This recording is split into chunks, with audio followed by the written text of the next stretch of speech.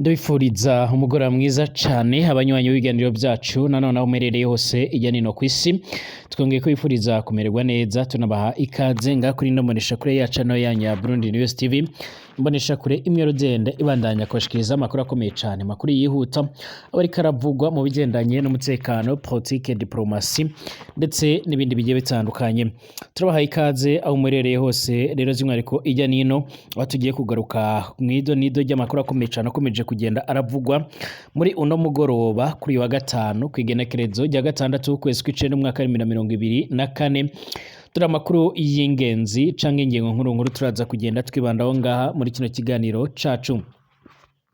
Amakuru yihuta cane akomeza kugenda aradusumira abanyagihugu ngaha mu gihugu c'u Burundi mu nyuma yuko haherutse kugenda harakorwa igikorwa co kubarura ndetse by'umwihariko no gufasha bamwe mu bashaka kwiyandikisha kugira ngo bazagiye barabasha kwishyura igitoro mu buryo bworoshe, nk'uko amakuru by'umwihariko yamaze kugenda arashigwa ahagaragara. Byamaze kugenda by'umwihariko hamaze kugenda haratangazwa ibintu byinshi cyane bigiye bitandukanye, aho gushika none abanyagihugu bakomeza kugenda bashimangira ndetse banagaragaza neza yuko by'umwihariko ibibazo bigendanye n'ikibazo cy'igitoro gikomeje kuba ingorabahizi mu gihe bari bizeye neza yuko by'umwihariko igitoro kigiye gutangura kuboneka. Ni mu nyuma yuko by'umwihariko kandi andi makuru akomeza kugenda aradusumira avuga yuko kandi ngaha muri kino gihugu cacu c'u Burundi na za modoka zendaga kuza canga se bavugaga ziri mu nzira zizana igitoro ko atariho zariko zerekeza, nk'uko amakuru akomeza kugenda aradusumira. Ibi vyoje byaje guteza ikibazo gikomeye cyane ku buryo abanyagihugu bashobora gutangura imigumuko ikomeye cyane ngaha muri kino gihugu cacu c'u Burundi mu nyuma yuko bakomeje kugenda bagaragaza neza ko ikena ry'igitoro ari ikintu giteye ubwoba. Nyamara kandi nyiricubahiro Evariste Ndayishimiye yaherutse gutangaza neza yuko rero yamaze gufata umwanzuro ukomeye cyane wo kwegera ndetse no kwigerera neza ahari igitoro nyirizina naho gitunganyirizwa mu rwego rwo kugira ngo nyine azabashe kuba araronka ndetse yimenyere ingene kigurishwa ndetse n'ibindi byose bigendanye nacyo. Mu nyuma yaje kugenda aramenyesha abanyagihugu bose rero yuko igisubizo cy'igitoro cyaba cyamaze kugenda kiratorerwa inyishu, ndetse gushika none akaba yaravugaga yuko rero amakamyo ndetse n'ubwato bigomba gutangura gupakurura icyo gitoro mu bihe bidatinze. Abanyagihugu rero bakomeje kugenda baridoga bavuga ko rero ubuzima bukomeje kuzimba hano mu gihugu cacu c'u Burundi. Ni mu gihe kandi ubukene bukomeje kugenda buraba bwinshi cyane gushika naho by'umwihariko zimwe mu mbonerakure zirimo ziratangura ziratega abantu zikabica ubundi zikabagirira nabi, nk'uko bikomeje kugenda biratangazwa. Icakora ibingibi rero byaje kugenda byamaganwa kure cyane na General Prime Niyongabo mu nyuma yuko rero yaje kugenda aramenya amakuru y'amabi akomeje kugenda arakogwa n'imbonerakure. Imbonerakure zikaba zikomeje kugenda zirakora amahano menshi cyane ngaha mu gihugu cacu c'u Burundi. Kandi hashyizweho ikigega kiswe One Africa Investment cuguruye by'umwihariko ku barundi bose kugira ngo bashiremwo imitahe izofasha mw'irangurwa ry'imigambi y'iterambere ngaha muri kino gihugu cacu c'u Burundi. Ni mu gihe kandi hamaze imisi hariho harategurwa ibindi bikorwa bigiye bitandukanye, ndetse gushika none amakuru akomeza kugenda by'umwihariko akaba amakuru kandi akomeza kugenda aradushikira cyangwa aradusumira, akaba agaragaza ndetse anerekana neza yuko by'umwihariko ngaha muri kino gihugu cacu c'u Burundi hajya no gutangura kubakwa cyangwa se kuvugurura isoko nkuru ya Bujumbura hano ku mugwa mukuru w'ubutunzi. Mu ntara ya Makamba umukenyezi ari mu minwe rero y'ubutungane yagirizwa guta umwana ahejeje kwibaruka, nk'uko bikomeje kugenda biratangazwa. Uwo mukenyezi akaba afise imyaka ishika kuri 35, akaba muri zone Mugeni ya komine Kayogoro. Yibarutse umwana mw'ijoro ryaheze kw'igenekerezo rya kabiri ukwezi kw'icenda umwaka wa 2024, nk'uko amakuru atangwa n'abajejwe intwaro bakomeza kugenda barabimenyesha muri rusange. Turazarebera hamwe kandi amakuru akomeje kugenda by'umwihariko haravugwa no ku butaka bwa Republika Iharanira Intwaro Rusange ya Congo, abategetsi bakomakomeye cyane guverineri w'intara ya Ituri akaba yaje kugenda arahereza gasopo umuhari wa M23 abwira yuko by'umwihariko igihe kigeze kugira ngo babashe kuba by'umwihariko bo kongera kubotsa igitutu kugira ngo babashe kuba bova mu bice baherereyemo. Mu gihe hari amakuru avuga ko rero by'umwihariko iyi ntara ndetse n'izindi ntara zigiye zitandukanye zamaze kugenda zinjirwamo rero n'abo bagwanyi, ndetse aba bagwanyi bakaba bashimangira ndetse banerekana neza yuko by'umwihariko biteguye gukomeza gufata n'ibindi bice bigiye bitandukanye nk'uko byakomeje kugenda biragaragara. Turabahaye ikaze mwese rero abanywanyi b'ibiganiro byacu aho muherereye irya nino ku isi, tuyifuriza gukomeza kugira ibihe byiza, tuyifuriza gukomeza kugira umugoroba mwiza cyane. Abatwumviriza muri mu gihugu cacu c'u Burundi, abatwumviriza muherereye mu bice bigiye bitandukanye irya nino ku isi, mwese turabahaye ikaze cyane. Abatwumviriza kandi muherereye by'umwihariko ku mugabane wa Afrika, ku mugabane w'Uburaya, Aziya, Australia, Amerika ndetse n'ahandi hose, mwese turabahaye ikaze tubabwira ngo nyamuna niba utarapyonda handitse sabone pyondaho kugira ngo ubashe kuzajya urabana natwe 5 kuri 5 ugira abana natwe mu makuru n'ibiganiro tubandanya kugenda turabashikiriza canke tubandanya kugenda turabahereza mwese. Turabahaye ikaze rero by'umwihariko ngaho kuri mbonesha kure yacu nayo ya Burundi News TV, imbonesha kure imwe rudende ibandanya kubashikiriza amakuru akomeye cyane, amakuru yihuta, amakuru by'umwihariko akomeje kugenda aradushikiraho uno mwanya. Amakuru by'umwihariko akomeje kugenda aravugwa, abanyagihugu bakomeje kugenda baridoga muri kino gihugu cacu c'u Burundi nk'uko bikomeje kugenda bigaragara. Mu Burundi rero harakomeje kugenda hibonekeza ubukene bukabije cyane cyane ubw'ibifungurwa n'ibindi bigiye bitandukanye, ariko hakwikubitiraho ibigendanye n'ubukene bw'ibitoro, by'umwihariko bikaba kure kubi canke se bikaba by'umwihariko kasa mutwe. Abakoresha ibyuma bica rero amahera abinywa rero igitoro baridoga ko naho rero kiduzwa kitariko kiraboneka, bibaza ko rero by'umwihariko gishobora gusubira by'umwihariko noneho no kubura burundu mu gihe n'amahirwe bari bakomeje kugenda bizera bazi ko igitoro kiraza kwagira muri iyi minsi atamakuru, ndetse by'umwihariko n'amaso yabakomeje kugenda arahera mu kirere. Abanyagihugu benshi bari batanguye kugenda baragira akamwenyu mu nyuma yuko hari hatanguzwe gahunda zikomakomeye cyane zo kuzajya hacururizwa iki gitoro mu buryo mu buhinga bwa none, haba no mu kwishyura no mu kukishura cyangwa mu kukiriha kukiguze agakoresha ubwo buhinga, ariko kandi ibintu bikaba bikomeje kugenda biragorana mu gihe amasitasiyo menshi cyane ngaha mu gisagara ca Bujumbura atabitoro na bikeya afise. Cane ku mugwa mukuru rero w'ubutunzi Bujumbura aho ibitoro bishikira, amasitasiyo menshi akomeza kugenda avuga ko rero atabitoro afise, ndetse n'ibyo bari biteze bitakije nk'uko biko biratangazwa, na cane ibitoro byo mu bwoko bwa essence ahabonetse gike rero naho abakiriya baca bakirabza ubwo nyine cange uwo mwanya. Bivuga ko rero hari imodoka zari zimaze imisi ziranyuranyuranamo by'umwihariko ku mbuga ngurukana bumenyi, aho amasanamu yazo yakomezaga kugenda arerekanwa, bikavuga ko rero zoba zoje nga mu gihugu cacu c'u Burundi, ariko bimaze kugaragara neza yuko by'umwihariko atamaherezo yazo ndetse batazi iyo zarengereye. Bamwe mu bayunguruza mu bunguruza abantu rero n'ibintu hagati y'igisagara c'ubutunzi Bujumbura ndetse n'intara zo hagati mu gihugu baje kugenda baratubwira yuko by'umwihariko leta ikomeje kugenda by'umwihariko ari ituma icyo gitoro kitaza, by'umwihariko mu gihe bari bamaze imisi bari ku majambo cyangwa se bizeye amajambo ya nyiricubahiro Evariste Ndayishimiye. Ku rundi ruhande kandi hari abadandaza bemeza ko rero akazi gasa n'agakomeje kugenda gahagarara, by'umwihariko abavuganye by'umwihariko n'abamenyesha makuru bacu barimo rero abatagishobora kujya kurangura ndetse mu zindi ntara kubera ataburyo bo kwiyunguruza nk'uko biriko biratangazwa. Ni mu gihe kandi hakomeje kugenda haragaragara ibibazo mu gihe ubukene ndetse n'ubundi buzima bukomeje kugenda burahungabana ku buryo bukomeye cyane, aho n'imbonerakure zitanguye kugenda zirajya kwiba abantu utwo bariko baradandaza ndetse n'utwo bafise mu mazu nk'uko biko biratangazwa. Abandi bidoga rero barimwo abanyagihugu bemeza ko ibiciro byo kwiyunguruza bikomeje kugenda biraduga, na cane n'abariko rero bagura ibitoro ku mahera ari hejuru cyane. Akarorero rero naho iritiro n'inusu ya essence itarenza itarenza ibihumbi 7,300 ariko igurwa rero by'umwihariko ibihumbi 17 ku isoko y'amagendo nk'uko bikomeje kugenda biratangazwa. Nubwo kandi leta y'iki gihugu cacu c'u Burundi yavuze yuko ata muntu n'umwe ari kuriwe kuba yocuruza igitoro mu buryo bwa magendo, amakuru akomeza kugenda aradusomira canke se aradushikira aravuga yuko by'umwihariko igitoro kimwe kiragenda kiboneka gake gake canke buke buke, na cane cane kiriko kirava muri Republika Iharanira Intwaro Rusange ya Kongo. Icakora by'umwihariko nga muri kino gihugu cacu c'u Burundi uwo babashije kuba by'umwihariko uko babashije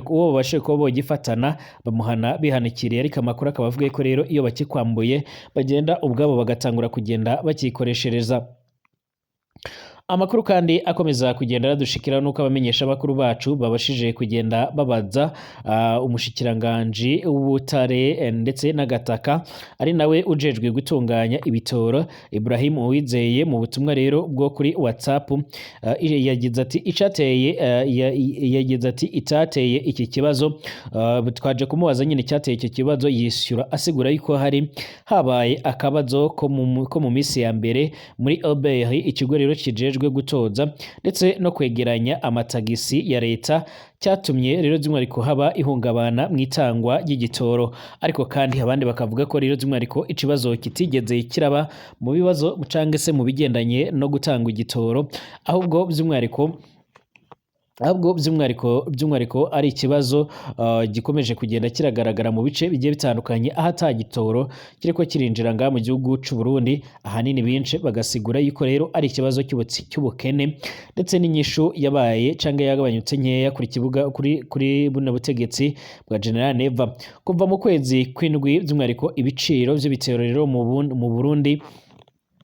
bimaze kuduzwa inshuro zishika muri zitanu zose. Irya nyuma rero by'umwihariko ryadugijwe hari kwigenekerezo gicenda ukwezi k'umunani umwaka wa 2024. Umushikiranganji wa mbere Ndirakobuca rero yarasabye abarundi by'umwihariko mu mpera z'uku kwezi duhejeje inyuma gutegura imitima yabo, aho yavugaga yuko by'umwihariko ikibazo kigendanye n'igitoro kigiye gutangura gukemurwa mu buryo bwihuse cyane. Icakora nubwo bihagaze gutyo by'umwihariko abanyagihugu bakomeje kugenda barategereza, bakaba baramaze kugenda baheza amaso mu kirere, bakaba bakomeje kugenda bavuga ko rero bahangayikishijwe n'ubuzima buzimbye bukomeje kugenda buragaragara ngaha mu kino gihugu c'u Burundi, ndetse imbonerakure akaba arizo ziri gufata iya mbere mu kwambura abanyagihugu n'utwo bari bifisiye, ndetse gushika none amakuru akomeza kugenda aradusumira akaba agaragaza neza ko by'umwihariko mu gihe imbonerakure ntacyo zaba zikorewe zishobora gukomeza kumara abantu muri rusange. Icakora by'umwihariko abanyagihugu bakomeje gutera akamo General Prime Niyongabo asanzwe arongoye igisirikare c'u Burundi, cyangwa se akaba ari umugaba mukuru w'ingabo z'u Burundi, aho nawe yaje kugenda ashimangira ndetse anagaragaza neza ko rero adashobora gukomeza kwifatanya cyangwa se kwemera ibikorwa n'izo mbonerakure, maze aza kugenda avuga ko rero hagomba gutangwa amabwiriza mashasha mu rwego rwo kugira ngo agateka kazina muntu kabashe kuba ko kubahirizwa. Hashizweho kandi ikigega kiswe One Africa Investment cuguruye rero ku barundi bose kugira ngo bashiremwe rero imitahe izobafasha mwirangurwa ry'imigambi y'iterambere. Ni ikigega rero cyugururira abarundi bose baba abariherenga mu gihugu c'u Burundi canke hanze y'igihugu gukora imigambi y'iterambere itandukanye ku bisata rero byose, harimo n'umugambi wo kubaka isoko giswe Buja City Plaza nk'uko biriko biratangazwa. Umutahe umwe rero ni amahera y'amarundi ashika ku bihumbi 130 canke se ibihumbi 103 by'amadolari y'abanyamerika, nayo umurundi wese rero akazoba arekuriwe gushiramwe rero umutahe muri icyo kigega biciye mu banki y'ubudandaji Bankobu Kadomo Noti. Amahera rero aheze abikwe ni banki nkuru rero BRB yongere rero yunguke, ariko kandi amarundi ntazokunguka kumwe rero n'amadolari nk'uko biko biratangazwa. Ibyo ni ibyashikirijwe rero na Fabrice Manirakiza yazanye ico ciyumviro akaba anarongoye ishirahamwe Ubaka National ku kiganiro rero n'abamenyeshamakuru kuri igenekerezo rya gatandatu ukwezi kw'icenda umwaka wa 2024 aho yariko rero aratanguza uwo mugambi yaragize ati rero ni akaryo ku barundi twese ko rero kugira tujye rero mu kintu kinini cyane duhuriza ko ni akaryo rero kandi ko kuronka umusaruro udahagarara umuntu aguma rero ashiramwo umutahe uko ashaka nayo uko rero uzogwira umutahe wawe niko uzokwimbura byinshi nkuko biko biratangazwa arongera ati iki kigega rero tumaze rero ikiringo cy'ukwezi dukora ni banki nkuru y'ikigo kijejwe gukingira imitahe y'abene gihugu nico gituma rero amahera azotorokanywa muri ico kigo kigenga azobikwa rero mu banki nkuru ya BRB nkuko birako biratangazwa akazobakirwa rero by'umwihariko ni banki y'ubudandaji avuye ku banyamitahe rero kugira ngo abashe kuba yosheka mu kigega nyirizina mu bisata rero by'umwihariko icyo kigega kizoshikira harimo rero ibijyanye no kubaka ndetse uburimye n'ubworozi igisata by'umwihariko c'abakorerarugendo kubaka amahinguriro gucukura ubutare kuzana canke se gukora igitoro uruja n'uruza rw'indege ndetse n'ibindi bigiye bitandukanye harimo by'umwihariko no gusigasira ndetse no kubaka neza inzego z'umutekano zuzuye nk'uko biriko biratangazwa kucijanye n'inyubako rero y'isoko nkuru ya Bujumbura Fabrice yamenyesheje ko rero ivyigwa bikibandanya kugira harabe rero nimba hari ico ariko niba hari icyo bikibandanya kugira ngo barebe nimba by'umwihariko hari icyo bohinyura ku gicapo leta yatanze bongere barebe rero n'amahera iyo soko izotwara bakazobimenyesha ivyo vyigwa ndetse bakazabishikiriza mu biganiro bizokurikira nk'uko bikomeje kugenda biratangazwa uyu Fabrice rero arakomeje kugenda arakora inyubako zigiye zitandukanye nga mu gihugu cacu c'u Burundi ndetse nyinshi cyane nziza ndetse zikomeje kugenda zirahindura ubuzima bw'abanyagihugu nk'uko bikomeje kugenda biratangazwa twerekeze amaso muri Repubulika Iharanira Demokarasi ya Kongo aho bikomeje kugenda birahindura isura ndetse gushika none aho ibintu bikomeje kugenda birafata indi ntera mu gihe umuhari wa M23 kandi ukomeje kugenda urigarurira ibindi bice bigiye bitandukanye